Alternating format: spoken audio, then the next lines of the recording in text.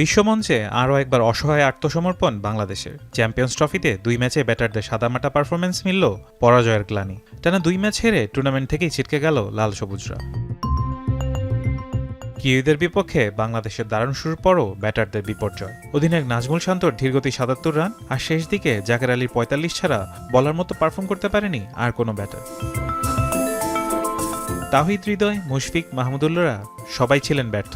রাওয়ালপিন্ডির batting স্বর্গে ২৫০ নিচে গুটিয়ে যায় টিম বাংলাদেশ।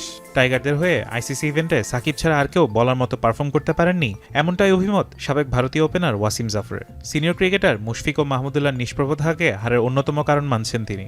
বাজে শট খেলে দলকে খাদের কিনারায় ফেলে দেওয়ায় দায় দিলেন ২ সিনিয়র ক্যাম্পেইনারকে।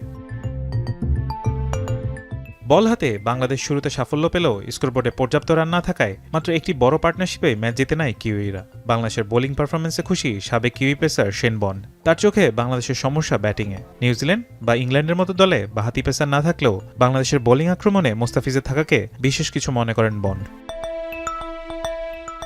টানা ২ ম্যাচ হেরে ইতিমধ্যে এই টুর্নামেন্ট থেকে বিদায় নিয়েছে বাংলাদেশ ও স্বাগতিক পাকিস্তান।